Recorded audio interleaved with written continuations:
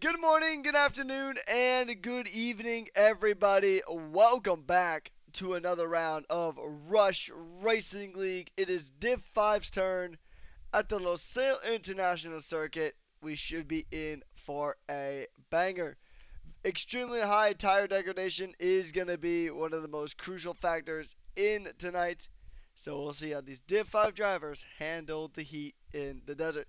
My name is Patrick Coleman, aka Rekas, and I'll be one of your hosts and commentators for tonight's Grand Prix. And alongside me is the one, the only SJ. How you doing today, mate? Yeah, Reckers, good evening, mate. Good to see you. Yeah, good, mate. Good. Obviously, I didn't enjoy this race last night. I absolutely cannot stand it. Great for commentating, probably, but not for racing. Yeah, Qatar, it's a tough track. It's originally meant for motorcycles, not really meant for four wheels, but we still use it for four wheels anyway, for world endurance and also Formula One. And speaking of Formula One, we're just going to go ahead and jump straight on to the racing circuit. So we do have 18 drivers here tonight, so it should be a fast and furious spectacle here tonight. We have Crojack, Uncle Morty, Connor, The Risen, Bobby, Roll Me One Kenobi, Milano, Shining Swarm, Noah, Sirakin, Kaus, TMT, Dwight, Chevy Wolves, Izzy Fizzy, Paul and Hell, Vroms, and Dilby in the session here tonight. So already in the Twitch chat, they're saying that this should be an easy win for TMT. And then, I mean, it should pretty much. I mean, we'll see if that comes to pass. Because, I mean, racing in itself is extremely unpredictable in a season that pretty much anything that could happen has happened here, SJ. Yeah, definitely. And it's going to be a very interesting one to see how these guys go. Yeah, going to be an interesting one. Obviously, we've got a few quali bands as well. Paul and Hell with the quali band and also Roll Me One Kenobi. So they'll be starting from the back and we'll obviously see how they go from the back. But yeah, the questions are going to be asked: is TMT going to be able to take the win here? It's been quite competitive in the last few weeks. We saw Chevy Wolves take the win in Hungary, which was a great result. Will he be able to do the same again? We saw obviously Connor make an entrance into Division 4, and then you can't obviously underestimate Uncle Morty. And we've also got the first appearance of Noah Hooney in the Alpine as well, so which would be really good to see how he goes. But we've got a Izzy Fizzy back as well, so yeah, this should be a good night. Yes, Sorokin is in the wrong car. That's on him. That's not on me. So we'll see what the stewards say at the end of the race. But it's going to be interesting. I'm looking forward to seeing what happens tonight. And now, Romeo and Kenobi, mate, you need to retire. You do not go on an outlap, bro. That is a no.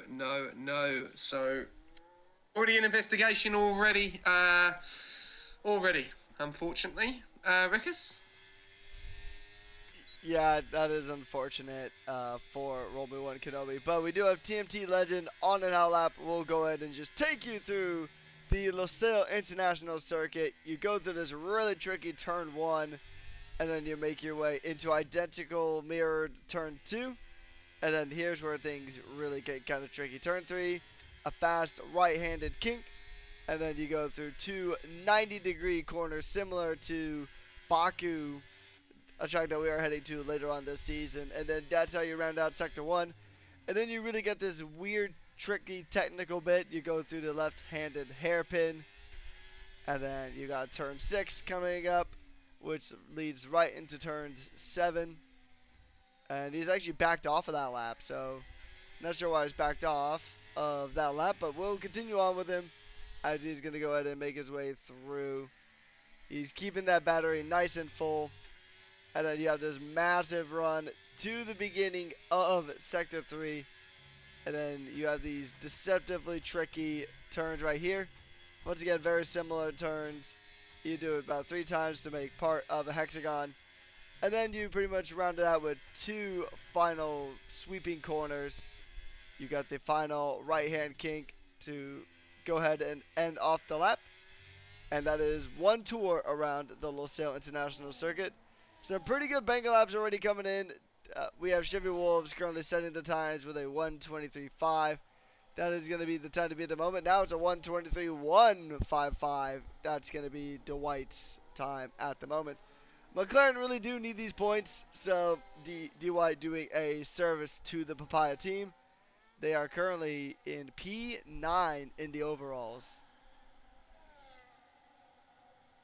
Yeah, it's been an interesting season for McLaren.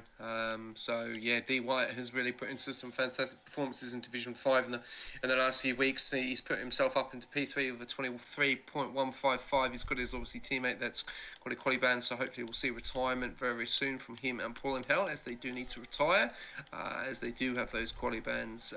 We got Cows setting the P1 with a 22.807, and then Dilby there with a 22.905. So hardly anything in it at the moment at the front.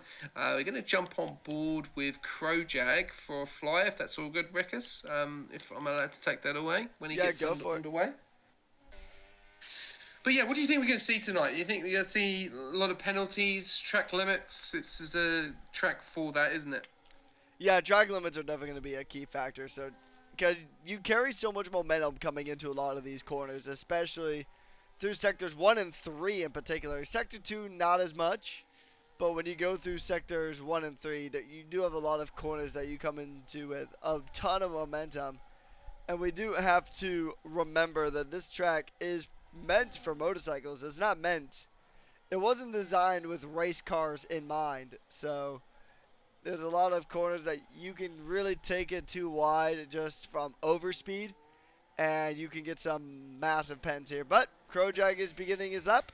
Over to you.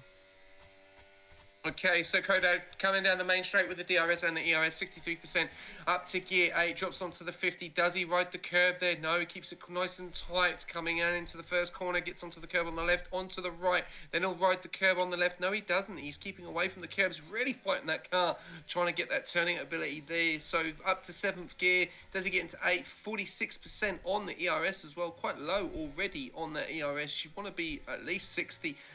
Going into that corner there. Nicely done so far. Taking it quite a wide line there. Not using much of the curves, and you can use the curves here. They are not going to throw you off like other tracks are. They're quite flat and even, so you are going to be able to use quite a lot of them. But let's have a look here. We're going to 6th gear very, very nicely there within the track limits so far. Probably not the fastest lap, but it is within the track limits, and that's what he'll want for his first banker. And then he'll go out and then he'll obviously set a bit of time at the moment. Now he's burning the ERS 25%. Ooh, we're not even into sector 3 yet, and he's already on 17%. That is a lot of ERS he's burning there, probably too much, and that is the problem here. You need that ERS for the main straight. And as you can see, 5% coming into the final corner. So ERS management, not the key here at the moment. He needs to be burning it right up to here. Is he going to run out of the ERS? Let's have a look coming across the line. Does set a 1:22.439 though, so it didn't look fast, but it was fast in the end. It just might have been me. But does set a 22.439, nearly 4/10 quicker than P2. So Crowjag at the moment taking pole position. Yeah, that's a very good lap there from the Mercedes man. So, I mean, the thing is that this track has a lot of flowing corners as well. So it's a fun track for time trialing from what I've heard, but sometimes racing here can be a bit of a difficult one.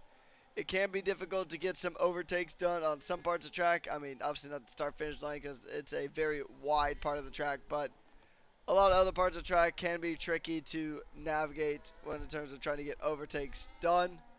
But Uncle Morty currently in P5 as it sits. Shining Swarm will be the next one to jump on a lap, as Roby Kenobi has retired into the pits to serve his quali ban. Investigation already ongoing for that. But jumping onto the car directly behind him in the listing at the moment, Shining Swarm is making his way through turn 3 on the run to turns 4 and 5. Those two mirrored 90-degree right-handers. He'll finish off sector 1, a 31-1 in sector 1.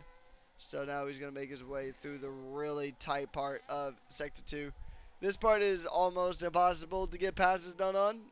I mean, it's still doable. You can still overtake on any part of a track, but here in particular it's really tough. So just trying to stay nice and consistent as you go through this run, exiting turn 10 before making your way through turns 12 and 14 coming up here. So it is a purple sector. So Shining Swarm definitely putting some good time on the table. They get a bit of snap though coming out of turn 13. So we'll see if that affects his time any. He's coming down to the last two corners of turns 15 and 16 coming through the right-handed corner. And he's going to make his way to the line.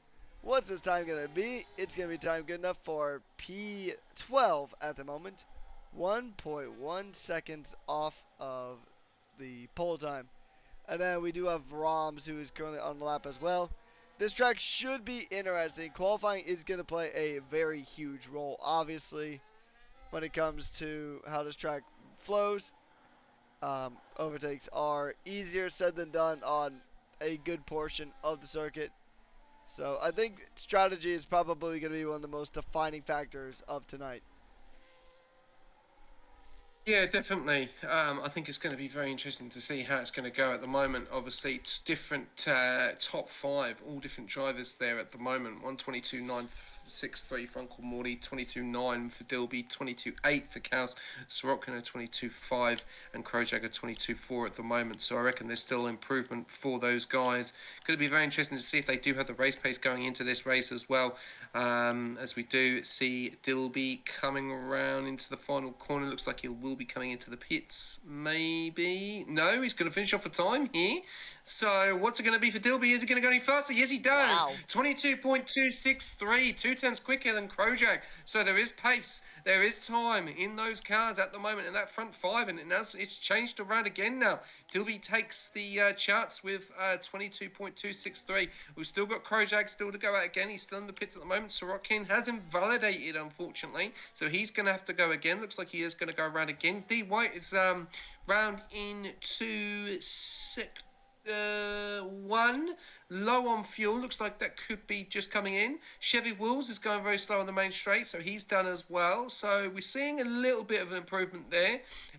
What about Kaus? Kaus is now coming down the main straight as well. I think he's about to start his lap there. So let's have a look on board with Kaus. Kaus 67%. He is in a 122.807. His teammate is in third with a 22.548, just in a different car. So hopefully the stewards don't deem that a penalty. We'll have to wait and see. Paul Hell will have to retire in the next couple of minutes. Otherwise, he will receive another quality ban, which he won't want, as he is supposed to retire immediately. So if we could get that retirement, that would be fantastic dozy. But here we go. 22.807 to beat for Kaus. He's a little bit of traffic in front. Can he do better in his sector 2? Are we going to see an improvement at the moment? Repping that lovely Williams livery as well. Let's have a look. Sector 2, what's it looking like at the moment? Keeping it within track limits, going a little bit too wide there, could lose a little bit of time. Top 3 have come into the pits. They're going to go one more. 131 temps up at the moment, which will push him in to around about that P6, P5 position. Can he make some more time into the last couple of corners? Come around to the final corner, gets a little bit out of sorts on the final corner there before he comes onto this final corner, down onto the main straight. Burn that ERS. What's it going to be? What is it going to be for Kaus? Is he going to be an improvement? Doesn't look like it. 122.6. 3.6, so it was an improvement, but not much. Bit of a mistake on that last corner there, Reckers. Yeah, these like almost like pseudo hairpin type corners can be really difficult to navigate at points, so you really just got to be careful. It's also really easy to invalidate on turn 1 and turn 16 as well, as I found out in doing some time trial laps a bit earlier on. Pauno has now retired from the session due to the quali ban, as now we have Noah coming into the pits. I thought he was about to set a lap time, but he does not. Kaus is going to be on an in-lap. Either on an in-lap or on a build lap, which, for those of you who may be unfamiliar with it, he's pretty much just rebuilding his battery, recharging his battery, so he either could give it another go, or he could be on an in-lap, where he'll come into the pits at the end of the lap, at the end of this lap, to get ready for rush hour, which is what I like to call the final few minutes of quali. So Milano currently out. I think he's on a recharge lap as well. So pretty much everybody is going to be on that recharge lap just before we go on to the final mad dash of drivers trying to set the best quality time. The track gets quicker as it gets more rubbered in during the course of the qualifying session. When there's more grip, these cars do go faster. So that is what everybody. That's why a lot of people wait till about the last 2 to 3 minutes to really get another massive flyer in. So Shining is on the outlap. He'll be one of the first people to really try to go for this here. And we do have a few drivers on an outlap at the moment. We got Brahms and Sorokin as well. Sorokin's feeling a bit green this time around. He got put to the Aston Martin car earlier. It'll be interesting to see how the stewards deem that because he is supposed to be in a Williams. And we've seen him in a Williams for a couple of weeks now. So, anyways, on to Shining Swarm. He's making his way through the lap, coming through turns 1 and 2. The fast right-hander of turn 3. And now he's going to round out the sector after coming through turns 4 and 5. And then he'll begin sector 2 with turn 6. Using a good amount of curb there. It is a little bumpy on that particular curb. And now heading into turn number 7. And you can see that that car does bounce around a little bit on the curbs. And he's going to go ahead and just make his way through this really technical part. He's going to burn a good amount of battery. He still has almost over half of his battery. So he's going to try to burn a lot of battery here in the last couple of stages. He is up by just under 0.3 of a second, making his way through turns 12. Oh, and he's had a big off there. So that lap, that lap is pretty much done. He's still going to try to go for it, though. How he didn't actually get an invalidation for violating track limits is beyond me. But he's going to come across the line now. And I don't foresee that being an improvement. Not even close. Yeah, a little bit unfortunate there as well. 1 minute 39 to go. We've got Dilby and Krojak on an outlap. We've got Sorokin on a fly at the moment. We'll jump on board with him. He is in sector 1, 63% of his battery. 7th gear coming round very, very nicely though so far.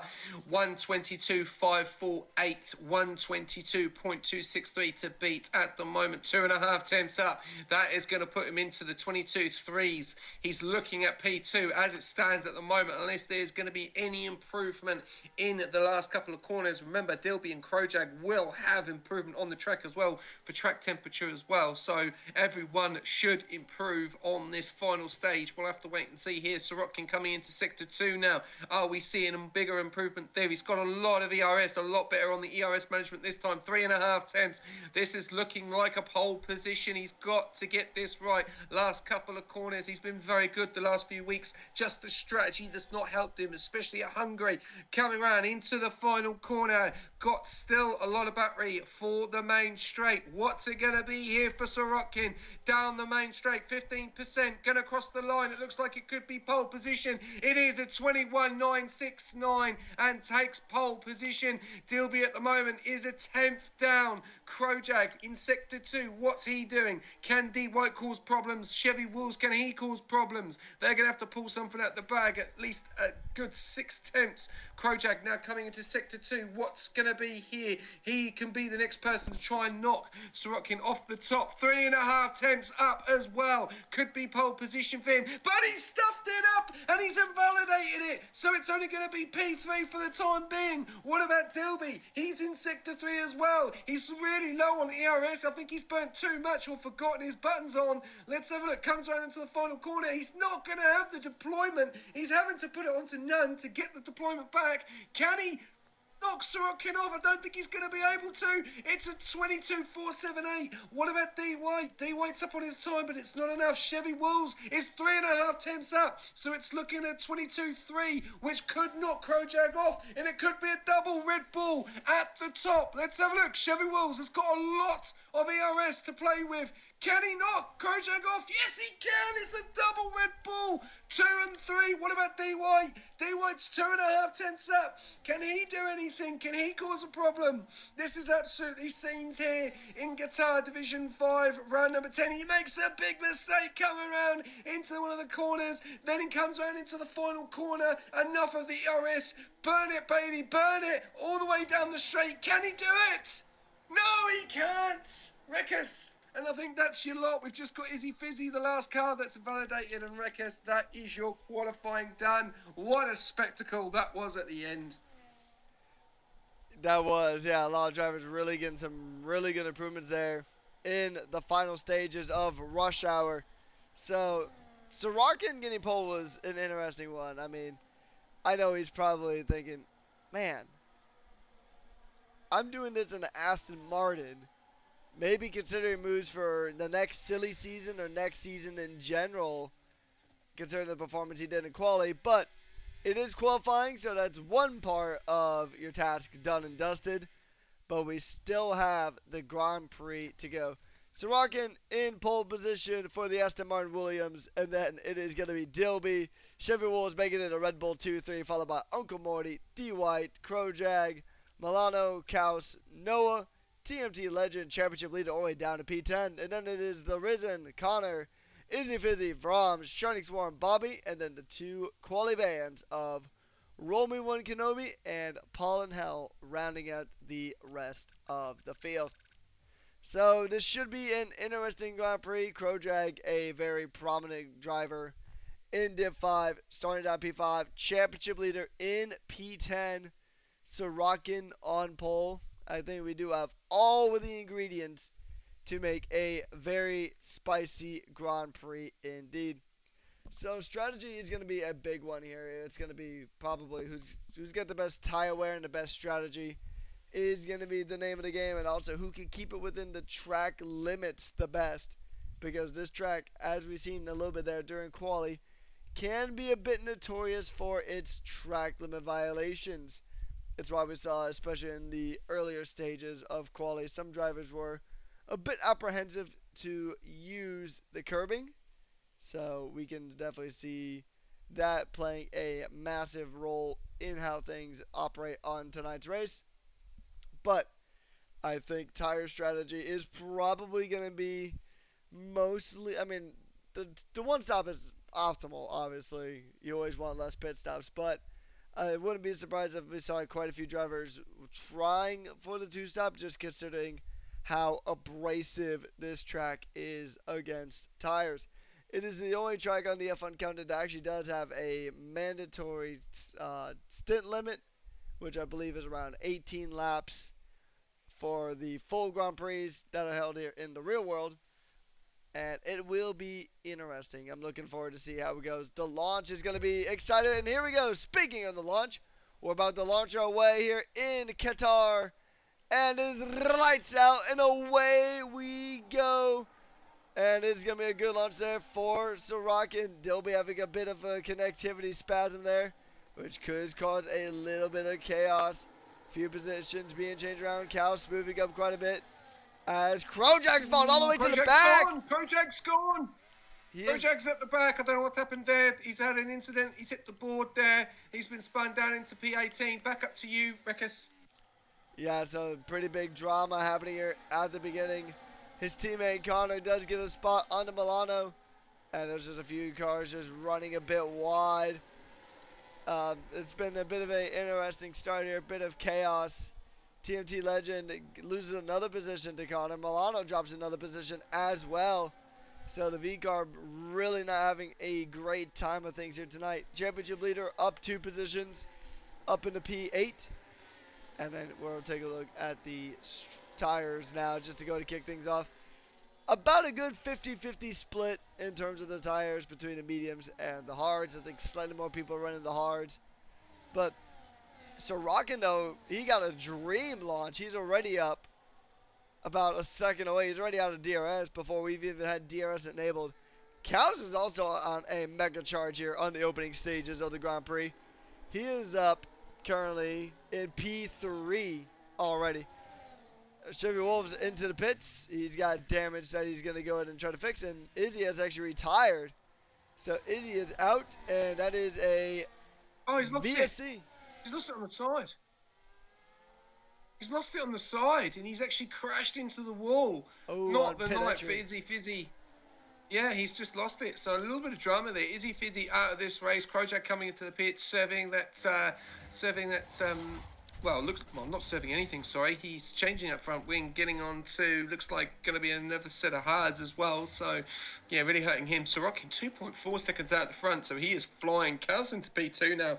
Dilby into P3, and Chevy Wolves has dropped all the way down into P15 as well. So, yeah, this has really changed compared to how it was in qualifying, with both Red Bulls up in the top, and Shining Swarm getting a 10-second for collision with Vrooms as well. So a lot is going on here in this race at the moment, and yeah, it's causing problems big time, and it's changing the whole dynamics of the grid. And this man that's leading the championship, only in P7 at the moment on those hard compound tyres, behind Connor, and got Noah Hooney behind on those mediums as well. So yellow flags at the moment. VSC, Sorokin 3.8 seconds out in front. Bit of a gap in front there between him and Kaus. Dilby in P3, they are your top three. Then Uncle Morty, D White, Connor, TMT, Noah Hooney, Vrooms, Shining Swarm, Risen, Bobby, Romy One Kenobi, Paul and Hell, Chevy Wills, Milano, and Krojak. And unfortunately, Izzy Fizzy out of this race. Krojak gets a drive through. Oh no, it's gone from bad to worse for the Mercedes driver. He's just gone into the pits to change his front wing, and now he's gone off the track, and now he's got a drive through. The game is, that's massive. And we've got Green Racing. Back to you, Regas.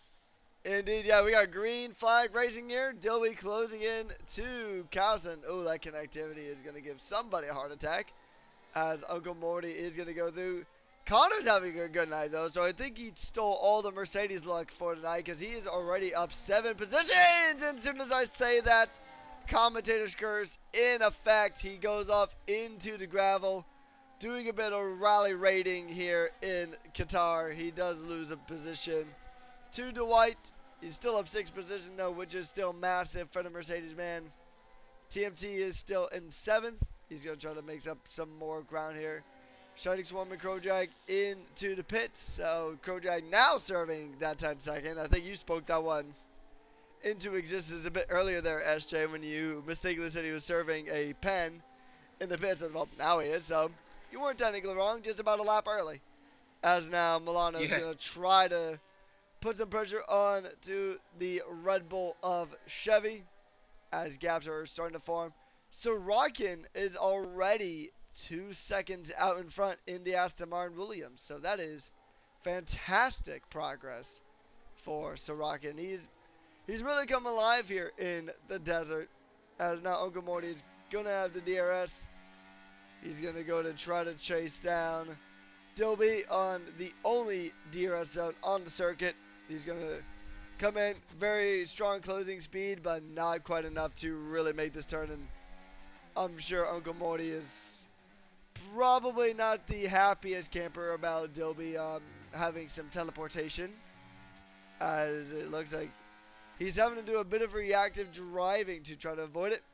Connor, though, he's looking to make up a position he lost earlier on.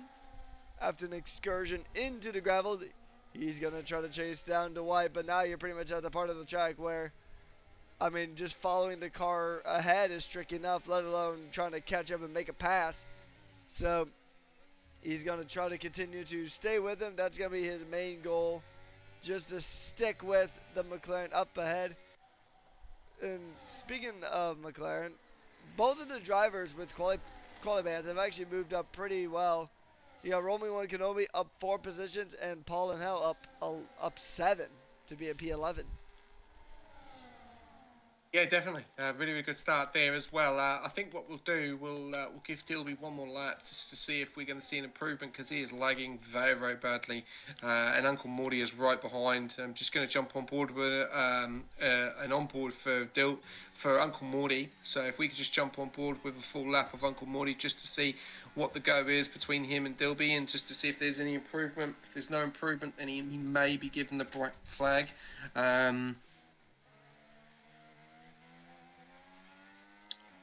So we'll have to wait and see what happens. But yeah, he is lagging pretty bad, so he could be given the black flag here unless his connection just changed within the next couple of laps. We'll give him. We'll see how it goes. But as you can see, Uncle Morty just following very, very closely there. Dirty Air is going to be a bit of an issue there. Two on the same strat, obviously hards each. He'll be doing as best as he can. So yeah, I'm gonna let you make this decision, Rekus. If you believe that Dilby needs to be given a black flag from this on board, then we'll give him the black flag, and he will have to unfortunately retire in this race. So, what's your call, my friend? We're coming into sector 3 very, very soon. He's pulled away a little bit here at the moment, but he's all over the place.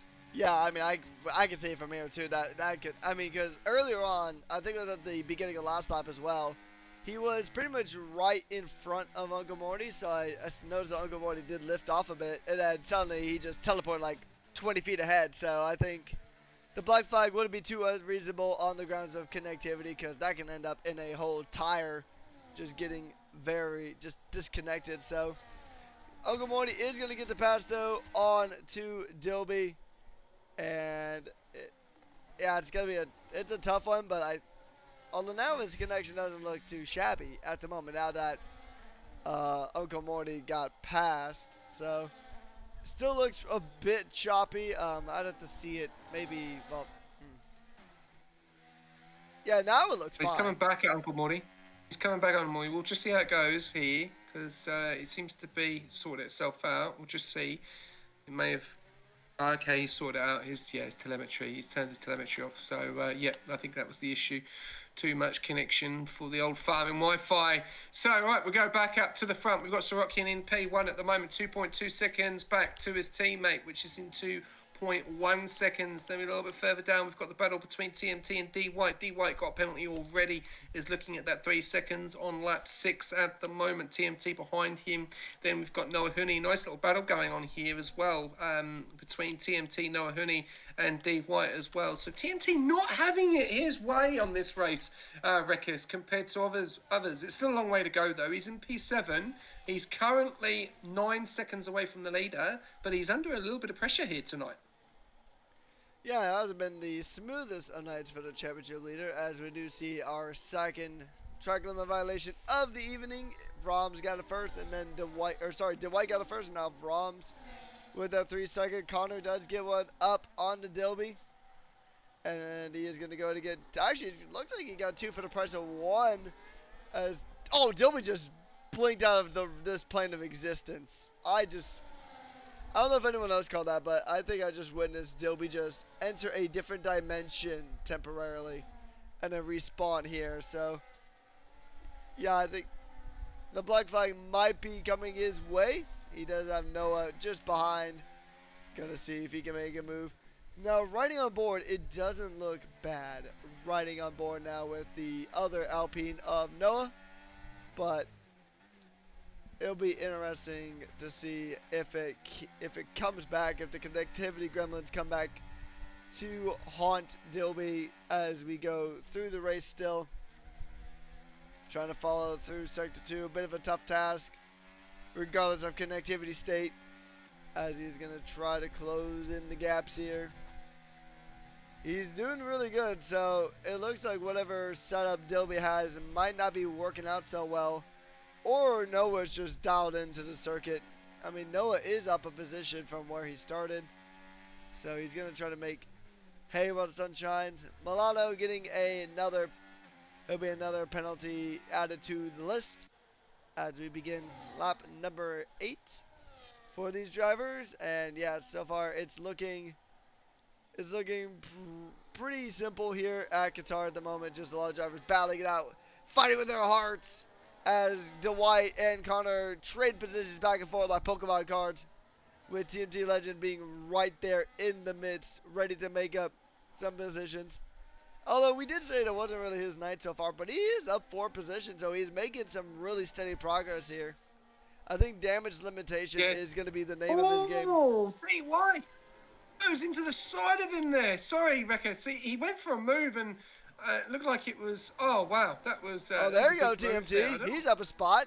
Tries to go right through the middle, and it might be switched back. I mean, you're fighting through sector 2, and that's going to be another penalty for Dwight after getting forced off there by TMT. It's really tough to battle through sector 2, and that is the reason why. There's just not a lot of room to play with here. So that one might be able to get removed post-race by the stewards, depending on how they view that. But yeah, battling through sector 2 is just not usually something that you see a lot for that particular reason. It's just so narrow through sector 2 that trying to get a pass done is not really something you really want to do too often, as now there is a massive conga line making their way down the straight here. Yeah, definitely for 1, 2, 3, 4, 5-way fight, and we've also got Paul and Hell coming into that as well. And what a drive he's had from the back to pay 9 as well. Connor is obviously in control of this battle there. Dilby's getting pretty close to TMT as well. We've seen Noah Hooney getting quite close. We did see D White try and send it down the outside. A little bit of contact there to Connor. Hopefully there's no damage there. No damage to D White's car. Dilby lets TMT through there. TMT pulls through into P6. Dilby drops down into P7. He's now got Noah Hooney for company. If these guys keep battling, Dilby's gone too deep there, and that brought Hooney into it. And Hooney takes that position back, or is Dilby going to come back at it? Oh, they're going to go side by side. Dilby holds his line, doesn't manage to hold it. Noah Hooney goes quite wide, gets it all wrong on the curb. Oh, but he gets the position there up into P7. Great move there from Noah Hooney. Dilby dropping down into P8. I don't know if it's the connection or he is just lacking on those tyres. We'll have to wait and see. We've then got Paul and Hell that's going to be jumping into this battle. 8.5 tenths. So we've now got Paul and Hell, Dilby, Noah Hooney, TMT, D White and Connor all in a DRS train, all for that P4 spot. So still opportunity there. Uncle Morty has checked out. 6.3 second gap, 6.5 sorry, 6.7 sorry, to Uncle Morty. Massive gap there. Uncle Morty 3.1 seconds to Kaus. Kaus 2.6 seconds to Sorokin. So this looks like this could be an easy night for Williams. Yeah, exactly. Williams right now in a pseudo 1-2 at the moment, as is a very good night. Should be some very good points. And yeah, that's a really good night for Sorokin and Kaus. They are absolutely cooking right now. And I mean, like, and Uncle Morty too is going to bring in some really nice points for Alpine. As Noah and Dilby going side by side, fighting it through turn 4, coming up into turn 6. Dilby will get the move. He will be back up into that P7 position. Just up the road though, TMT is trying to chase down Dwight to gain yet another position. And I mean, if he can just snag a top 5 after starting in 10th, that'll be pretty good damage limitation there, as there is about a pretty solid gap between Connor and the top 3. About 7.5 seconds there, as Dilby is going to try to close in the gap while also keeping Noah behind. I think the latter one's going to be a bit more difficult, as Noah is really charging through, trying to get the most out of those medium compound tires as they make their way through turn 16. And it's going to be a pretty good run here. DRS will be open, and we will see. He's going to go and try to burn a lot of the battery.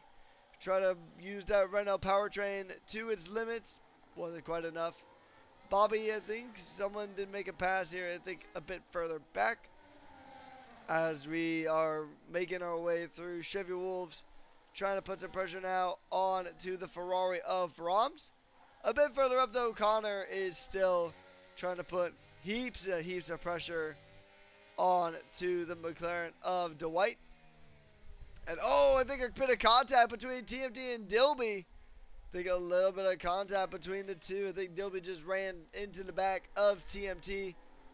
Hopefully that didn't cause him any damage, because I'm sure TMT is going to be not the happiest camper on the planet, as Noah gets a move done on the Dilby as well. So Dilby having a bit of an up and down night here so far, and I'm sure that connectivity is contributing to that, SJ.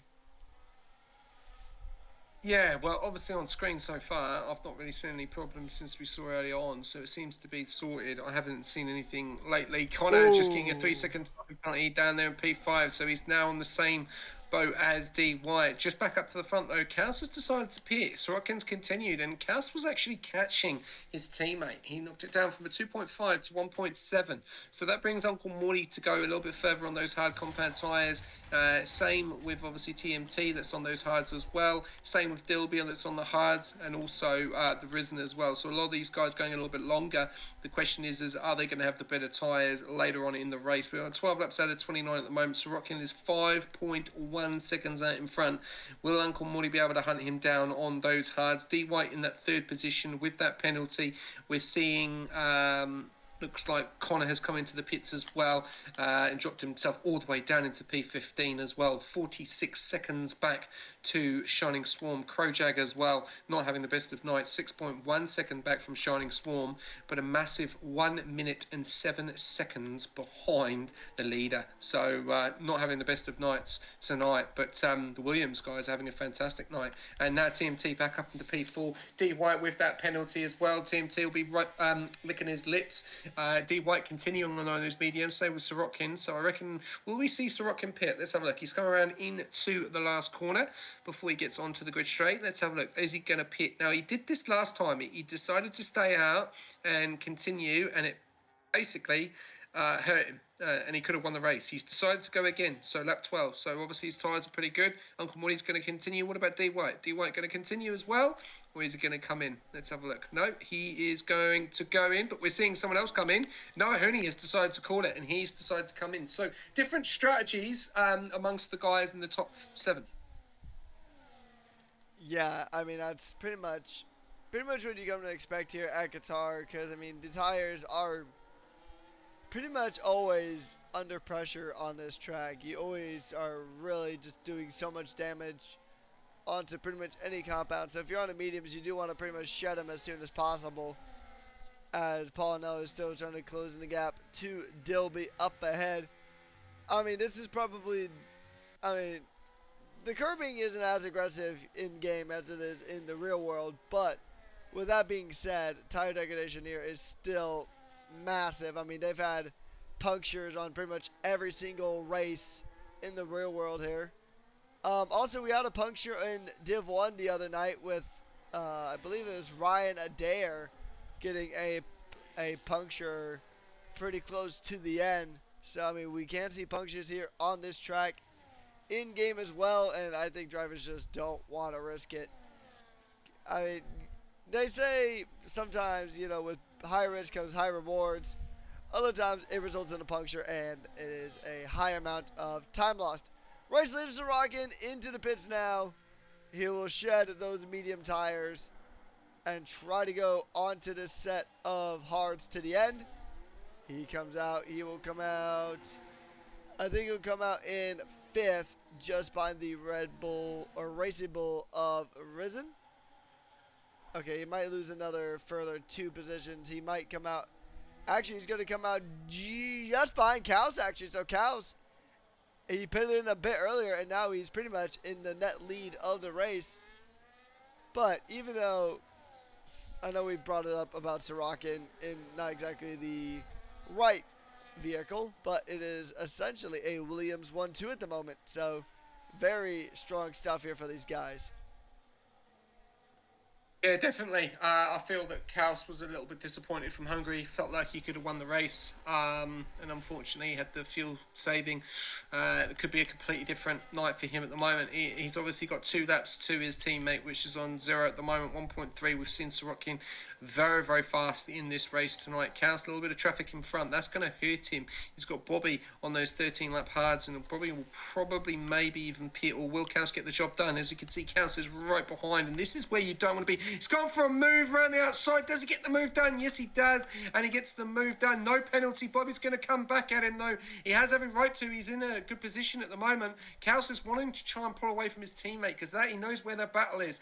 And Kaus coming around into one of the corners, into into the final corner and does have 7 seconds to the lead on those 2 laps. But look at this, Sorokin is right behind Bobby. Does Bobby come into the pits?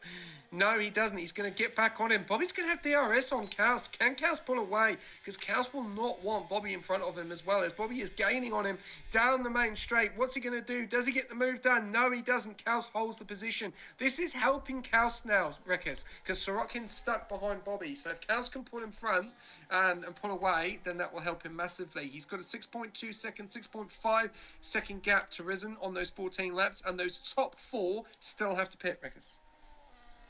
Yeah, and I mean, we're going to see Bobby going a bit longer here because he is on that hard tire compound, so the white wall tires can get you close to 20 laps, but you're going to be closer to about probably 17 is probably going to be the max that you can probably push these tires. Maybe 18, matching their real life stint limit. But with that being said, 18 is probably going to be the absolute cap. Probably see him pit before that. Probably see him pitting in right around lap 16 maybe, if it's not this lap. 17 is going to be a bit of a stretch, but it could be done. Sorokin now does have DRS. Kaus already almost 2 seconds ahead. He is 2 seconds ahead now of Bobby. So those fresh hard tires are really working wonders for the Williams driver. And he is going to go ahead and try to close in this gap here. Sorokin, pole sitter, trying to make moves. He'll want to get past the Ferrari now. He'll have DRS. The Ferrari won't. And he's going to make that move look as easy as it gets. Easy peasy, lemon squeezy. As Sorokin is up into P6. Now he needs to find about almost 3 seconds to try to catch up to his teammate of Kaus here tonight. The front 4 still have yet to pit. They are on the hard tires, so they are going to try to go a bit longer. As we do take a look at the tires, everybody is on the hard tire through various stages of life here on the track. Even the driver that is retired is on the hards. So everybody is on the hard tire for now. We will see quite a few of these switch to yellow in about a lap or 3 time. So could be interesting here with strategy. Could see if those mediums could come alive and if the hard tires hold on. We'll just see.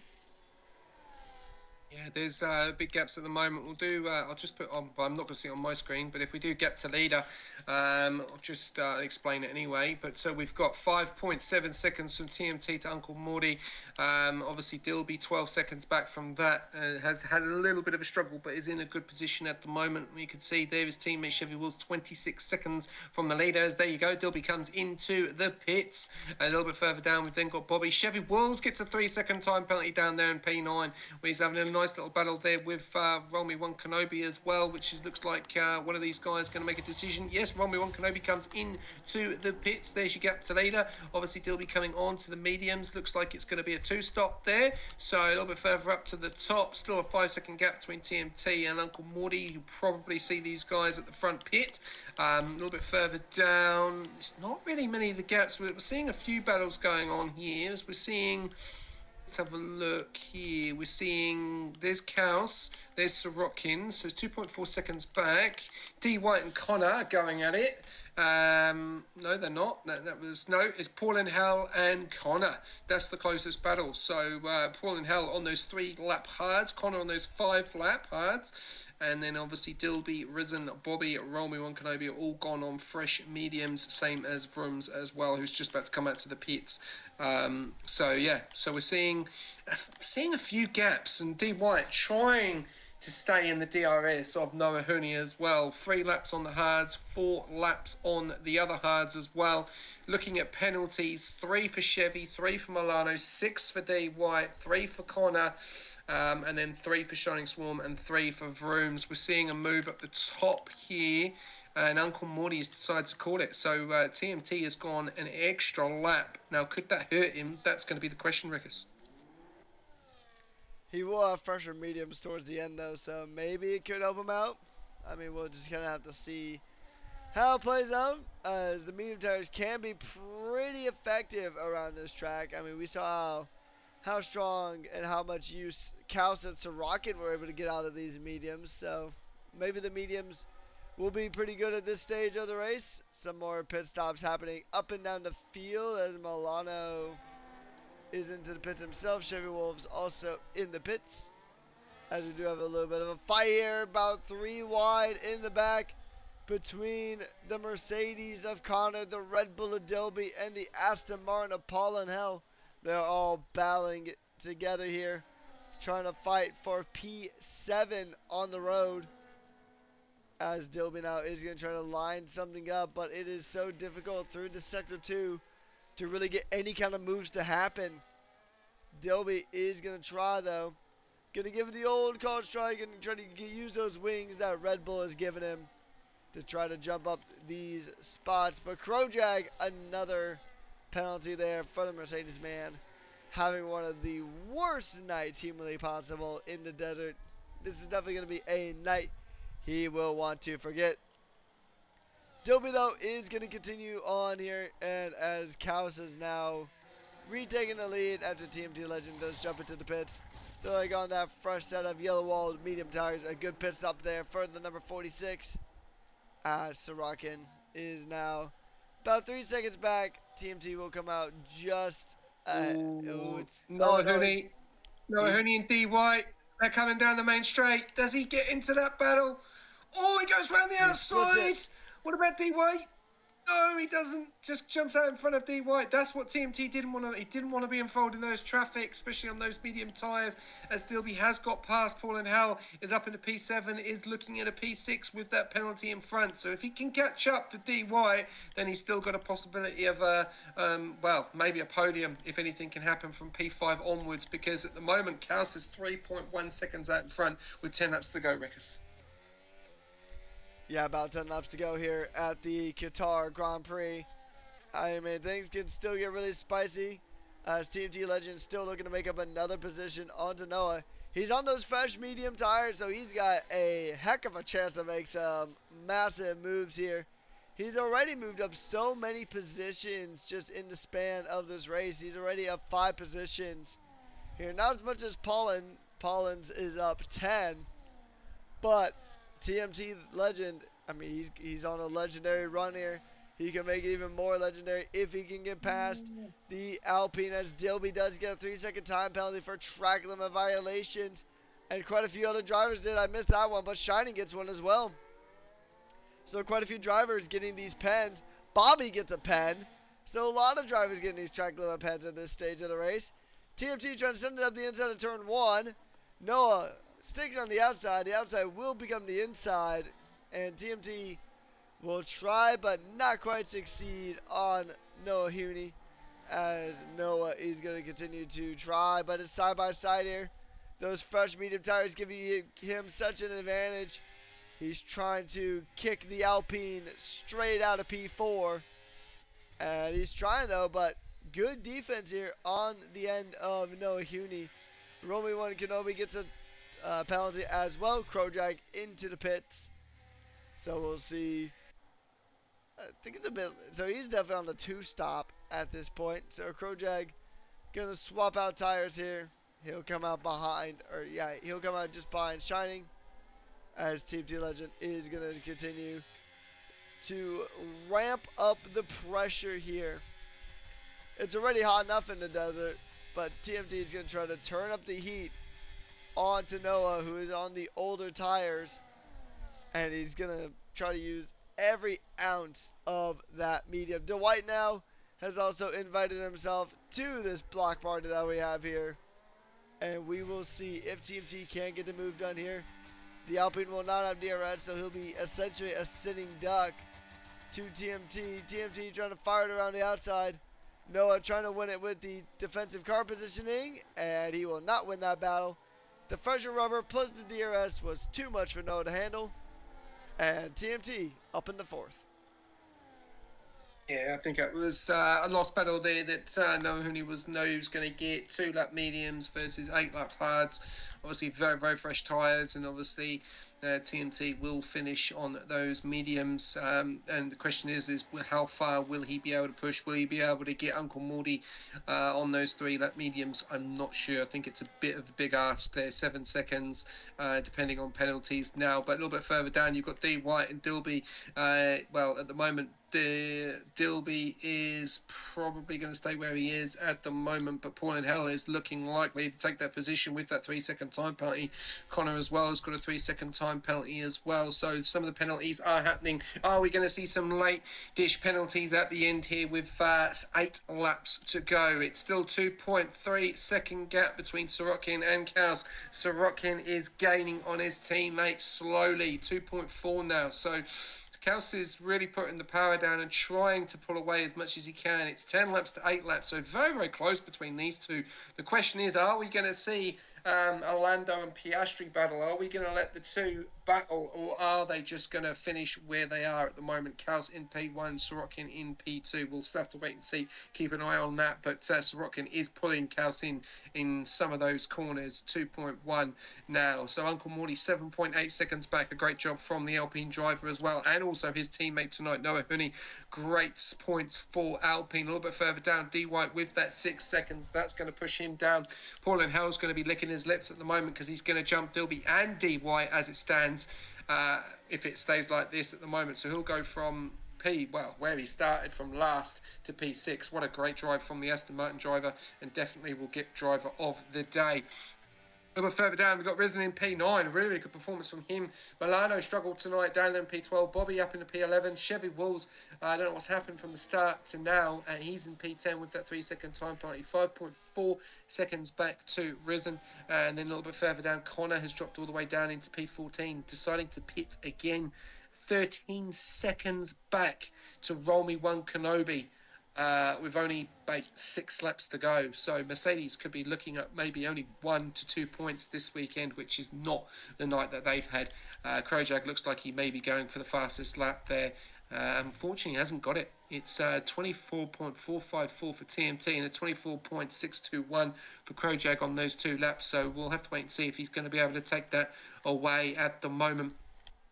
Tyres, there you go, all the tyres, obviously hards, a lot of guys on the hards, 1, 2, 3, 4, 5 guys on the hards, and the rest of the grid on the mediums, apart from Krojak on the softs. D White getting another penalty, that is 9 seconds, he's making it 10 times worse for him. He is pushing though, he is pushing to try and get Noah Huni, but the problem is he's got 9 seconds of Pens Records, and yeah, that's making it more and more difficult.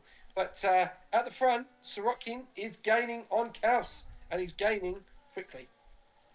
Yeah, so he's really just knocking that time down bit by bit by bit, as him and Kaus are going to come to blows here probably sooner rather than later.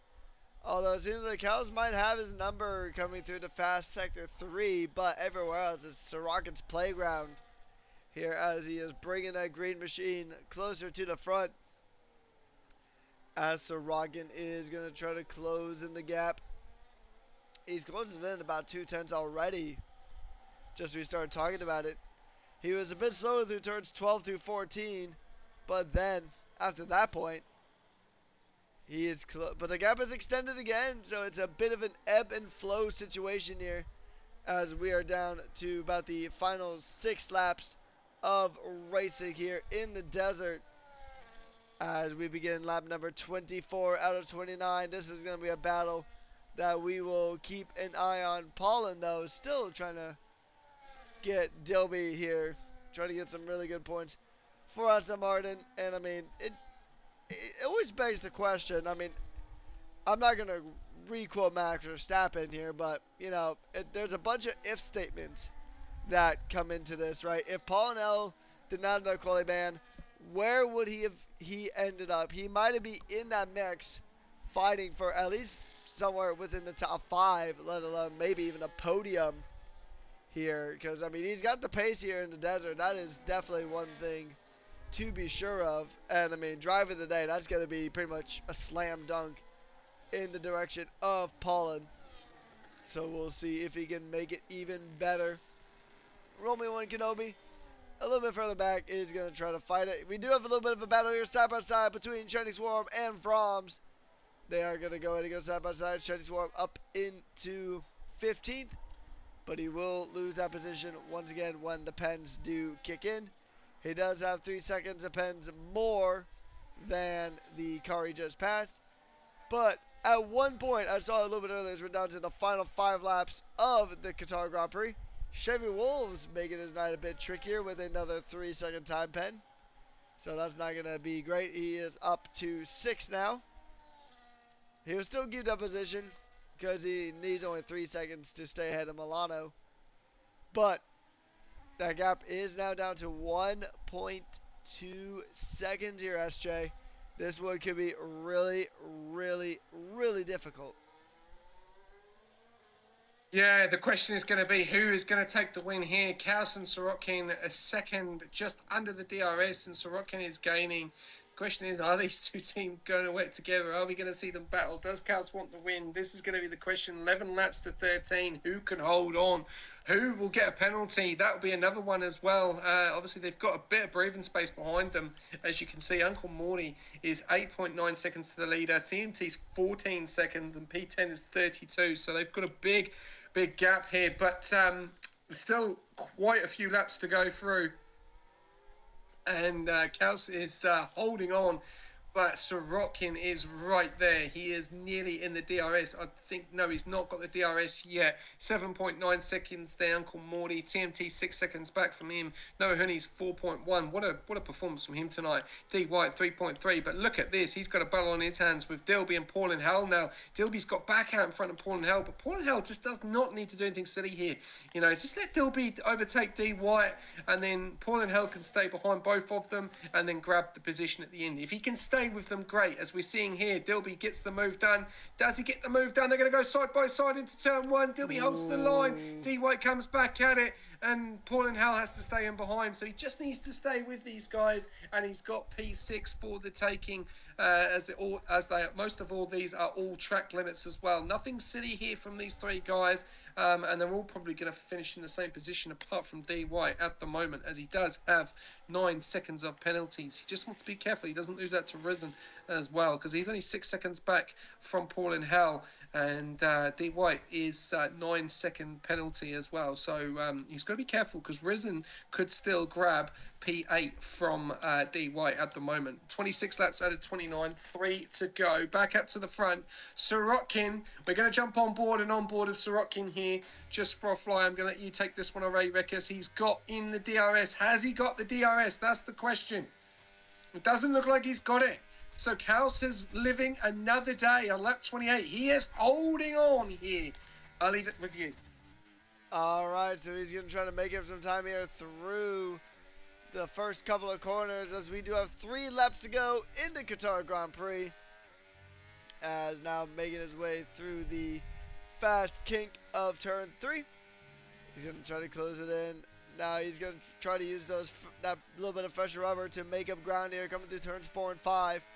He's going to try to continue to burn some pace. He's not burning any battery, though. He still has a lot of battery, about 80-some% of battery still available to Sorokin here, and he's going to make his way. He's really getting some time in this really tricky bit, this technical sector, but he's actually losing a bit as well, so pretty much right at the tail edge of that dirty air range. Kaus is going to hold on. He's going to live to fight another day here in the desert, but Sorokin is going to keep him on his toes. He's actually almost fallen out of DRS range as well, so if we have one of those track dominance maps, then Sorokin would definitely have Sector 1 on lock, but Kaus would have the other 2. As now we begin the penultimate lap of the Grand Prix, and I'll pass this one back to you, SJ. Yeah, it's still a nice little battle going on here. Kaus is free at the moment, but DRS is enabled for Sorokin going into turn 1. Kaus is really trying to hold on. He's got his teammate for company at the moment. We are going to jump on board with Dilby and Paul and Hell, because these two have been going at it. Dilby has dropped off the white. Those mediums look like they may have... they may be struggling, and Paul and Hell is on 13 lap hards, and they look like the better tyre at the moment, as he's got the DRS but doesn't have the battery. Dilby has a lot more battery going down the main straight. It looks like he's going to be able to hold on. Paul and Hell is trying to stay with these guys for the time being, and he is doing a great job. Let's go back up to the front. Oh, hang on a minute. Chevy Wolves is now getting involved, and he's passed Risen as well. So we'll have to wait and see. I thought Risen may have got Paul and D White. Chevy Wolves could even get the job done on D White as well. So we'll have to wait and see. But here we go. This is the battle to look at the moment. Kaus and Sorokin. One more lap to go, and look how close Sorokin is. Can Kaus hold on? Is there going to be team orders from Dido? Are they going to let Kaus have the win, or are they going to let Sorokin have it? Who's going to have it? He's in the wrong car. Will that be a reason for it? We'll have to wait and see. Kaus has now come around in the final corner. Rekas, I'm going to let you take it away, because this is going to be a spectacle. It is, yeah. I think they're just going to probably let him fight it out. I mean, they got 9 seconds to P3. We're already seeing a bit of a defensive move there from Kaus, trying to break the toe, trying to break the slipstream. So Rocket's got DRS. He's burning the battery. He's going to send it into turn 1. And the Aston Martin driver jumps into P1. He may be Aston Martin here, but they're both Williams drivers at heart. And they are going to just will their way through the track. So Rocket gets the overtake done. And we know he's been very quick through the first sector here. So Sorokin is going to go ahead and start to try to build out that gap. He is on the fresher tires. The dirty air makes it really hard to follow through Sector 2. And this is maybe where we start to see Sorokin start pulling away. The gap is epic and flowing, but it is going towards the direction of Sorokin. And he's going to continue to go through. Kaus now trying to close it in. He's put on a heck of a performance here tonight. He fought valiantly, but in the end, pure willpower is not enough when you got the pace of Sorokin. A driver who set pole position here. He will get 2 off the bounce. He will get the pole position and the win. He's making his way through turn 16 now. Sorokin wins the Qatari Grand Prix. It is a Williams 1-2. Even though Sorokin isn't a raw machine. And what a battle between these two. 9 seconds, almost 10 seconds ahead of Uncle Morty and TMT. Good drive there for TMT. He's definitely did some massive damage limitation there. No, it's going to be the next one, but we have a battle here. A three-way battle here. The 2 Red Bulls and Paulin fighting for position now. How's this one going to play out? It looks like Paulin is going to be in between. Paulin does jump both of them due to pants. He'll jump up in the 6th. Noah P5. And then it is going to be the Risen going to get overtaken by his teammate to let it get passed back. So the Risen rounds out the top 10, and then the other drivers will sort themselves out with the pens. But what a race it was, especially that last lap duel. Sorokin, your race winner in Div 5. Yeah, fantastic race for the Williams drivers there, and a little bit of drama there for the 2 VCALs. Risen running out of fuel as well, finishing P10. Great result for the 2 VCALs, P10 and P11. Mercedes tonight, not a night that they're going to like. P14 and P15, not many points on the board. And Vrooms, is Vrooms going to be able to get Krojak here? I don't think he is. No, there you go. So that is it. Not an interesting night for some of the guys, but great night for Williams. Really good night, and yeah, they'll be really stoked with that. 25 points. So yeah, 45 points on the board for Williams, pending pens obviously on the stewards. And what will the stewards say about Sorokin being in the wrong car? Ooh, that's gonna go down. We're going to be very interesting to see. I'd love to be a fly on the wall for that meeting to see how that's going to go. Yeah, that will be an interesting one, so we'll have to wait and see. But while we've got them, what a night of racing. Uncle Morty P3, Kaus P2, and Sorokin taking P1. Kaus could just not hold on at the end. Race winner is Sorokin. Fastest lap does go to TMT. Driver of the day goes to Paul and Hell. Great drive from him. Most overtakes. And cleanest driver, the extra point, goes to Cows. So even better for Williams. And here are your classification results. Sorokin taking P1. Cows taking P2. Double Williams on the podium. Over the moon. Dida will be over the moon with that. Uncle Morty taking P3. TMT fastest lap. Noah Henny, Paul and Hell, Dilby, D White, Chevy Wills, Risen, Milano, Robbie Kenobi, Bobby, Connor, Krojak, Vrums, Shining Swarm, and one retirement is Izzy Fizzy. And yeah. What a night of racing. That was intense. And yeah, just waiting for the guys to jump in for an interview now. Yeah, I mean, it was a really crazy night here in the desert. We saw some thrills, we saw some spills, and I'm going to be curious because, I mean, I have a feeling that somehow, some way, that I can just see where, even though, yes, Sorokin is a Williams driver, the points might just go to Aston because he was in a Aston. I feel like that's something that could totally happen. Once again, it is going to be up to race control. I'm sure Aston will definitely take the points. Williams will obviously want those points because it's their driver that the game threw into the Aston Martin. But overall, we shall see. It's going to be, yeah, being a fly on the wall is going to be a interesting place to be as those discussions take place. But we are going to go ahead and get underway with interviews if we have anyone. And oh, would you look at that? We have everybody at the moment. So we're going to go ahead and kick this thing off. Let's go with Paulin Hell, our driver of the day. So, Paulin, you had a fantastic drive here tonight, man. You started from the back, had that quality band, but you made your way up almost within the top 5. How do you feel? Pretty good. Yeah, it was a hell of a drive tonight. Pulled off some things I didn't believe I could do, but I've been driving this track a lot the last couple days, so I had a good handle on the track, and yeah.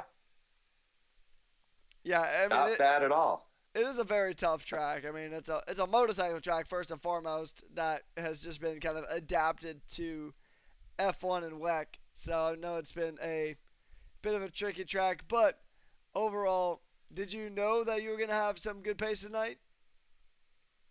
No, not really. I was kind of thinking about a Hail Mary strategy of a 2-stop at first, but as I was kind of easily overtaking cars in that first stint, I'm like, you know what? Let's go with the regular 1-stop and see what we can do.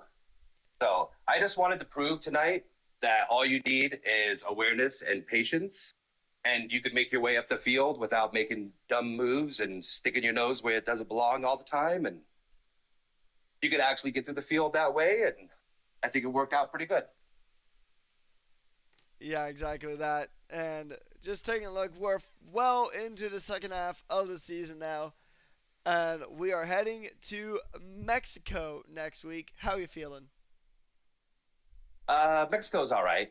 So just as long as, you don't overheat your tires and spin in those daunted Mexico S's, should be pretty good. So yeah, I'll actually get a qualify next week, which will be a bonus. And we'll see how we go. All right, that is all from me. I'll pass you over to SJ if he's got any other questions or thoughts. Thanks, Marcus. Paulie, great night, mate. Obviously, you were in a lot of battles. Obviously, dealing with Dilby, dealing with D White, and obviously you knew that they had the penalties in front, so it's just basically trying to stay with them, and gain the extra position or gain more positions. A bit unfortunate, obviously, not having Woofer out there tonight. That would have probably helped. It feels like the Sorokin scored all your points, but that's not the case, unfortunately. No. Yeah, those would be Williams. Yeah, I know. Okay, yeah, those are Williams points. It was cool to see an Aston on the top step of the podium. Just too bad it wasn't me or Wolfman. Yeah. But how did you feel with Qatar? I'm not a fan of it. I've never, I find it quite difficult. Track limits pretty difficult. Did you have any warnings in that whole race? I did have 2. I got one. Yeah. I got one at the beginning when I was in those battles with, the back drivers there. There was some pushing. There was some pulling. I even got half spun a couple times, but I recovered from that well and still ended up getting by him. But yeah, Tell you what, though, I was shitting my pants in the end being in that Red Bull sandwich. I mean, especially since it's been kind of proven in the past that those two drivers are out to get me. So when I when I was in that Red Bull sandwich, I was shitting my pants, but I knew that they had time penalties, so I'm like, you know what? I'm just going to prove that you can just be aware, clean, and work on those penalties and just hop the positions that way. Yeah, and that's what it takes. It's what it takes. Just like being a little bit more aware, being clean. It is a difficult track for track limits. You're going wide, you're following the dirty air. Being behind a car going into some of those corners is quite difficult. Because it just throws you off. You're not going to want to go onto the racing line where you want to be on the track as well. So, no, honestly, a fantastic drive with the quali ban and finishing in P6, mate. Top job. Mexico next week. Another track which is a problem for tyres. How are you going to deal with that? Well, I'll just just do my thing, run my race. Keep it clean out there. Like I said, it's a bonus that I actually get a quali next week. So hopefully I'll get some good quality times in and kind of stay up front with my boys and have some good clean racing around Mexico. One more thing, Aston Martin have had a really, really good week this week. Obviously, Ricciardo got good points. I think Adam was a bit unfortunate in his race, but you had then Fat Cat as well, and you've obviously yourself tonight. And then I think you had Bluey and Brian. I think they done quite well. So looking pretty good going into the overalls and into Mexico next week. Hey, anything we can get for our boy Watson, anything we could do is awesome. Do you feel that, obviously with the spotlight last season, this is my last question, obviously winning the overalls, do you feel it's got away from you a little bit this season? In regarding some of the other teams that you're competing against this season? Maybe slightly, me and Wolf are paying attention the most to our own division. But as a team wise, we know it's a little down, but at the same time, we just keep our heads down and have fun. That's the biggest thing, right? Just have fun while we're out here and just have a great time. And that's what we're all doing right now. And it's, it speaks for itself, my man. Yep, and that's the way. And because obviously from last season, a fantastic of a season you had winning it, and this season it's obviously been a struggle as well. So just thought I'd ask that question. But no, top job, mate. And, well, I will say, season's only half over, and I'm always with my sports fandom. Whatever could happen in the first half could happen oppositely in the second half. So you never know. Never know. Can. You also know from personal opinion that it's very, very difficult to win it twice. Yes, it is. It is. So. You know that from experience, Paul, and when you took it with Alfa Romeo. Yeah. Yep. And then the next year, at least we were the top 3 or 4 the next year. I want to say top 4, but yes, it is very difficult when you have a target on your back. That is for sure. Definitely. Well, congratulations. Well done again. On the drive of the day and P6, and we'll see you next week in Mexico. Excellent. Thanks, guys, and awesome congratulations to the podium getters and Koss and Morty and Saracton, and especially my boy Morty. Hell yeah, Morty. Good freaking drive tonight, but I would have caught you without the full TC. Love you, buddy. Back to you, Rikus. All right, so we're going to go to our first podium sitter of the night. It is going to be Uncle Morty. Now, Uncle Morty, I mean, you had a very good drive here tonight, but the 2 Williams drivers were just a bit too much to handle. Overall, how do you think your night went? Well, mate, I'm no Paul in hell driving from bloody God knows where to P6. So well done, Paulie. Lots of love to you, but I do think, guys, he does need another quali ban because he seems to go really well when he gets quali bans. So keep it up for him. I was really happy with the race. I probably in quali and then early on in the race, I realised those 2 guys are just far too quick. Full kudos to them. They made it work. I didn't gain on them when I had a good tyre offset at the changeover. I don't think I was quick enough, but I did get a lost touch with him pretty early because I was sort of behind Dilby, and as you know, he had quite a few issues with teleporting everywhere, and I was shit scared. I didn't try and pass him for a long time. Just worried about that, and then my battle was basically with TMT for the rest. I mean, there's still some really good points for Alpine. I think your teammate just rounded out the top five, so really good results for Alpine. Heading into Mexico next week, the track with the highest elevation in Formula One. How confident are you heading into next week? Well, had a good result tonight, but it's probably one of my least favourite tracks. So it might be a case of just picking up what points I can get and moving on. Don't seem to go. I seem to go better on the street tracks, to be honest. All right, last question before I pass you over to SJ. Is there anybody you'd like to give a special thanks or shout out to here tonight? The number one engineer, or well, number can't say one equal first between Brad and the man in Vettel. He awesome job today. He's really getting right into the engineering, guys. So he's who knows, though someone might pick him up. But yeah, big shout out to the team as well. So hopefully we keep going. All right, well, once again, congratulations on the podium, and I'll pass you over to SJ if he's got any other questions or comments. Thanks, Vegas. Good morning. What a drive, mate. You've been very, very consistent all the way through, up to round 10. I can't believe we're saying round 10.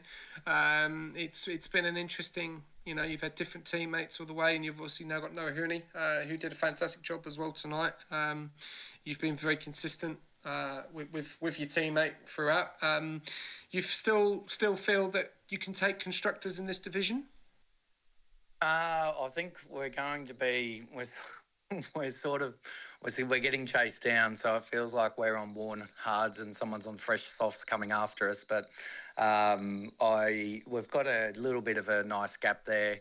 It would be a different scenario if TMT had a consistent teammate, but I think Williams are coming, so we're only halfway, so we just got to try and hold on. But look at the teammate. I've just scored myself like 5th on debut, so that's a real godsend. So I'm sure he's going to contribute plenty of points, and I might take a back seat. Yeah, definitely, and it's looking really good. And obviously, how the constructors are looking, you've had that consistency. You had Soup for a bit, and then obviously you've had Noah. I think you had David as well. So you've had a consistent teammate all the way through, and that obviously wherever you finish 3rd, 5th, 2nd, and you've got an LP not far behind.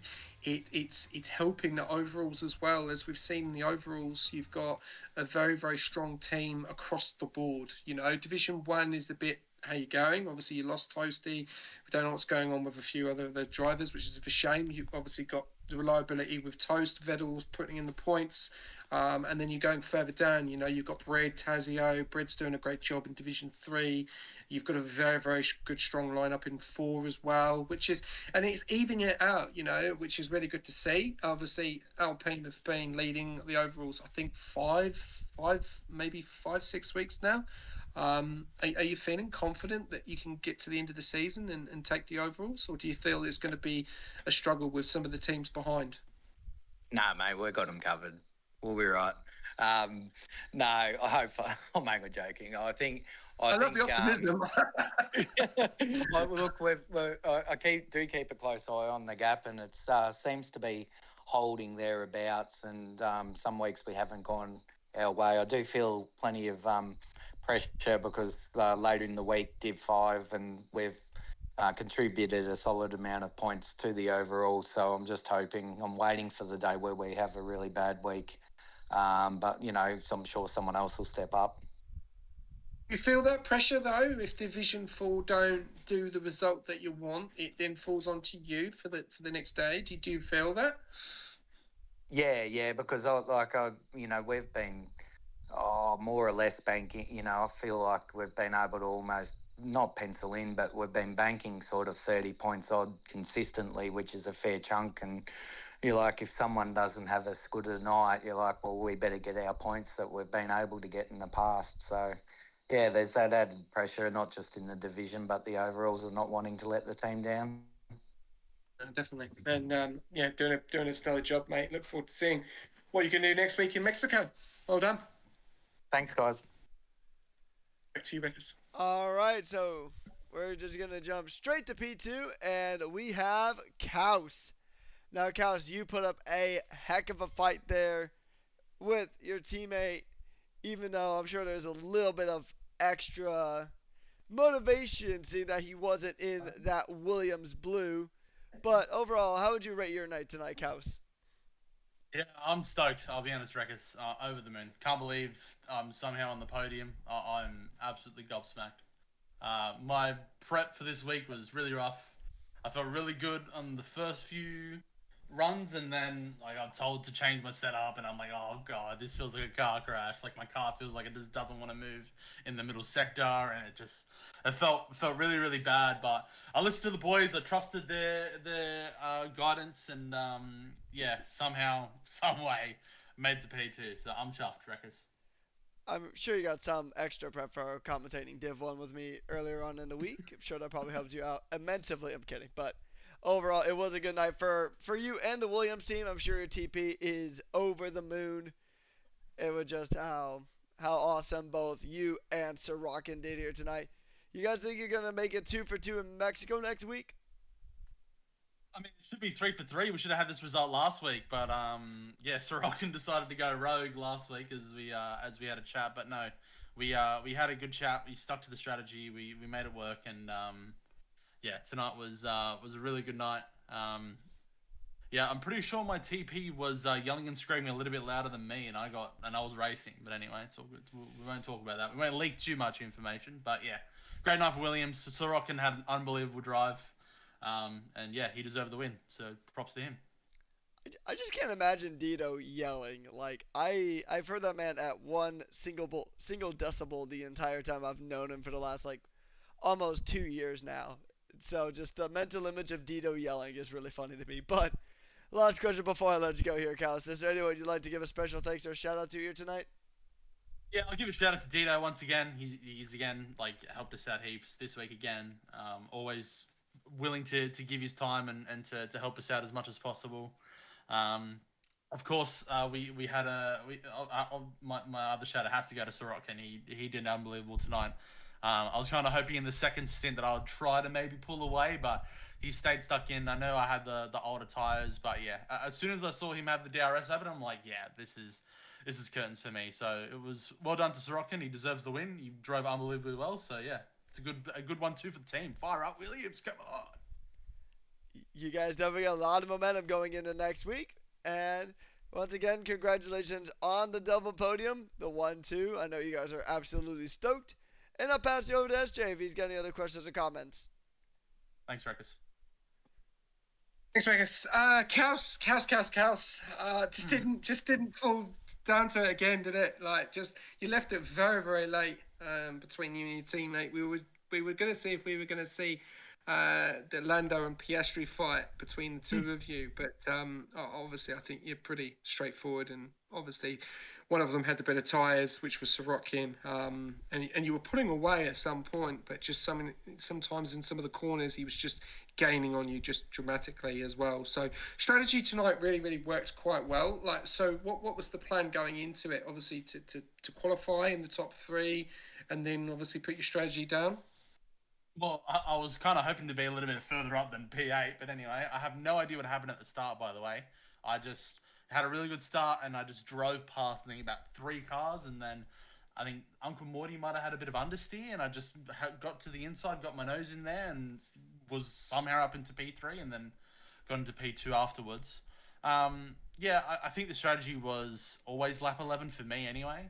I think Sorokin was talking about maybe starting on the hard tire and going a little bit later, but I think once he got pole, we made the call to say, look, you need to be on mediums like for the start. You need to be on the softer compound. So yeah, it was good strategy from Dito once again, masterclass from him.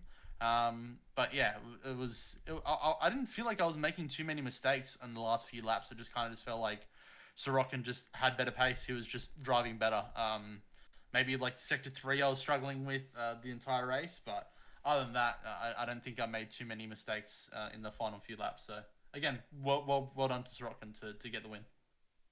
Yeah, no pens as well, and yeah, really good to obviously have your teammate and yourself P1 and P2. What does this do for motivation and momentum? We were talking to obviously Uncle Morty, and Uncle Morty said that no, the Williams are coming. You've had some very good races, some races that you probably felt that you should have won. Hungary probably didn't go for your teammate probably the way it should have done. Like you said, he did decide to go a little bit vogue and just continue on old sets of tyres, which really did hurt him. What's the strategy now going into Mexico, which is another track which is very big on the tyre wear? Just trust Dito and his instincts and giving us the correct information. I think also I think this will do wonders for Sorokin, right? Getting that win is something that can really unlock your potential and kind of like almost break that kind of stigma in your mind. You know what I mean? Because that is a massive thing in you know, not even just racing but in competition, right? Having that mental stack and being like, can you finally break that barrier and to make the move into the final lap as well, which is super ambitious from Sorokin to make that move as well. It's not like he was gifted it anyway. So yeah, it would be massive for him. I think it'd be great for the team. Like we got a lot of points this week, so hopefully we just keep pushing and we do well in all championships, drivers and constructors. 8 laps remaining. Sorry, 8 races remaining after this. Do you think you can put a dent in TMT's championship? As I said last week, I'll give it a go, see how far I can get. But I know Sorokin is on similar points to me. He got more this week, so I think he's going to be the guy that's going to be leading our charge for the drivers' title. Well, have faith. Have faith. Be confident, because long way to go yet. You've got the 30, you've got the 100% at Belgium as well, which is obviously big points and still some sprint races. And if TMT misses any of those races, it could come down to the wire. So going to be really interesting to see, and especially the constructors as well. Obviously, big points tonight. 45 points just between the two of you. So that's massive, and a really good week for Williams in general. So well done on the P2, and look forward to seeing what you can do next week in Mexico.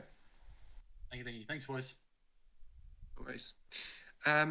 Breakers, we do have the TP in here because Sorokin doesn't really say much in chat. So, yeah, we do have Dido, so feel free. All right, so I'm going to go talk to the TP of our race winner of Sorokin, and we have Dido in for his place. Now, how was your blood pressure during the final few laps when your two drivers were fighting for P1 here tonight, Dido? Hey guys, yeah, pretty high, man. I was more worried for a long time about Morty catching, and then when I sort of knew that was safe, I sort of told them like, it's within your own control. I knew Sorokin would be really fast on those tires towards the end there, but yeah, I did tell them to sort of just go within your means and battle it out, have some fun on that last lap. But yeah, it was very high, man. I haven't had a 1-2 in Williams for a while, so I was really excited for the boys. They'd done well, and yeah, Div5 as a whole for my team have come a long way, mate. Especially Sorokin, he's been here since the start of the season, and yeah, it's his first win, I believe, in Rush too. So yeah, I'm just really stoked for both of them. I still can't picture just hearing you yelling. That's something I've just never. I just can't picture. But I know you're excited. Sorokin getting his maiden win as well in Rush. It's always a good feeling to get your first win in any league, especially if it's your first league racing win overall. It's a beautiful feeling. And yeah, so how confident are you guys as a whole coming into Mexico next week? Yeah, I think we're really looking good. Obviously, Mexico's another really tough track. Obviously, with tire wear again. So yeah, a lot of thinking will have to go into that to try and work around it. Last time I raced there, it was just really terrible. So we'll have to work on that. But we're starting to fire on all cylinders now. That was my goal after silly season, especially Div5. You know, when Cass joining the team has lifted that. Obviously, Sorokin, it's lifted Sorokin as well. So really the whole team's lifted, and yeah, I don't know, the sky's the limit. It's obviously a really good battle with the boys in Div5 with Morty. He drove a great race tonight. I was really worried he was going to catch him in the end there, but yeah, the mediums obviously just dropped off, but Alpine are going to be tough, and obviously Mercedes, Ferrari, Red Bull. It's a really good battle up the top there, so it's looking fun, man. It's going to be a great end of the season, I think. So. All right. Well, once again, congratulations to you guys at Williams for the 1-2, and I'll pass you over to SJ. Cheers, mate. Thanks, Regis. Evening, Dido. Obviously, a great night for you. Double podium. Obviously, Sorokin and Kaus, great job. We did talk a little bit about, the championship constructors. You feel that Williams can cause a bit of a problem, a bit of an upset to Alpine and knock them off the top spot? They have a big job to do, obviously, in Div5. We had a tough start to the season, but they're looking strong. But I think they're just sort of focusing on race by race at the moment. They're doing really well. They've been unlucky a few races. Obviously hungry for Sorokin and Kaus, just not getting the results he felt like he could have got. So I feel like the sky's the limit for them. I think they can definitely be a lot higher than where they are. Alpine's going to be a tough one, and obviously Kick as well. Kick's a bit different, obviously, without a teammate. They're struggling there. They may be able to battle with them, but it'll be a really good battle towards the end. But Morty, and obviously now with Uni driving, it's going to be a great pairing to the end, so it'll be a great battle to watch. Awesome. And what about the title? Do you think that they can make or one of them, or any of them, or both of them can make a dent in TMT? Yeah, I think so, mate. I think, anything's possible. Like Paul and El said before, anything can happen, and just there's still a long way to go. We just have another whole half of the season to go. So whatever happened in the first half can happen in the second. So yeah, I just can't wait to see what happens. These guys are really lifting the bar, and Div5's looking really competitive now. So obviously a lot of tricky tracks coming up. We still have Monaco and places like that to come up, and a lot can happen. Yeah, definitely, and that's what you really want to see. You want to see hefty competition in Division 5, and obviously a few drivers still to join the grid when the reserve program's done. So we'll have a few more. One last question: how do you think the week has gone for you so far across the week leading up to tomorrow night? It's been rocky. I think we've had some tough results and some really good ones. Obviously tonight is definitely a high, but. Yeah, we've still got one more to go. Hopefully we can finish off on another high for the week. And Div3 is a bit tough now, obviously, with Spotty Dotty dropping his seat. So we only got one driver at the moment in that. So that's going to be a bit tougher. But we'll see how we go. Still a long way to go, like I keep saying. Yeah, well, you've got 890 at the moment in the overalls. And you feel that you can, even get into that P2 spot and cause Mercedes some problems, and maybe even cause Alpine some problems in the later stages of the season? Yeah, I think so. I think a lot needs to happen. There's a lot of moving parts, and there's more than obviously just those teams as well that we got to watch out for. But it just takes a bit of a slip. I obviously learned a lot from last season with what happened at the start, so just trying to avoid that sort of unravel again, and just keep the team together and just try and focus on the week by week and not stress too much about the overalls. We're doing really well, and yeah, a lot can happen, and I think it's going to be close. I really do. I can't really put a nail on who's going to win this. I think Alpine have a solid gap at the moment, but yeah, obviously we are coming, but so are other teams. Yep. Awesome. Well, once again, mate, congratulations. Well done on your 2 podium winners tonight, Sorokin and Kaus, and thank you very much for jumping in. And all the best for your rest of your division tomorrow night at Qatar. Thanks, mate. Well done on top 3, obviously, and Uncle Morty, and thanks for comms, guys. Cheers. No worries. All right, Rekus. I'll do a few shout-outs quickly, and then I'll let you close it out, unless you've got anything else. But we've got big shout-out from NoPro213, Vizio do Brazil, Blackberry Timor, Bobo 188.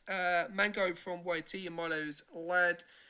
Beastie Daddy Baku and Mini Mason 10. Mion Mwao and Anton Villi. And a few others, Senna 188, just the last few weeks that have followed us. Thank you very much. Love the support. Appreciate it.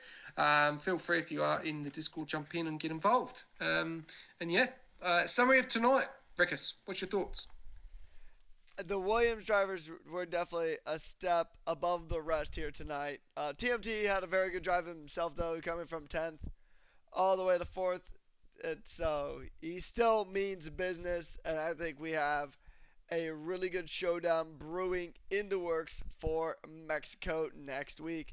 Williams, they look to be on form. TMT got some rapid pace. Paul and Hell also have some really rapid pace. And we'll see if it can translate to Mexico. Yeah, definitely. It's been a very interesting night as well, and obviously TMT not on the podium tonight. That's probably some breaking news. He's been very, very consistent the last few weeks, and it's been the spotlight tonight has been on the Williams and the Alpine of Uncle Morty. So it's going to be very interesting to see who's going to be on the spotlight next week as well. And obviously a few drivers weren't here tonight, so hopefully we'll see some more on the grid, and obviously a better result from Izzy Fizzy, which was really unfortunate since he got back from Jeddah with the DNF. So it's going to be interesting to see what happens in Mexico, because it's a track which it's difficult, especially the S's. That is where it's going to hurt you, and if it's raining, I don't wish that on anyone on that track. So looking forward to it, and obviously one more division to go, Division 3 tomorrow night. Alright, you guys will definitely want to tune in for that one. But that is going to wrap things up here for us at Rush Racing League. A massive thank you to everybody who tuned in throughout the night. A massive shout out to our sponsors, Sim Racing Center, SimLab, and Pagnian Advanced Simulation. Thank you guys so much. And tune in tomorrow when we go through Div5 for one last rodeo in the desert. And then next week we take on Mexico City. On behalf of Rush Racing League, on behalf of SJ, my name has been Patrick Coleman, aka Rekus, and we have been your hosts and commentators for tonight's Grand Prix.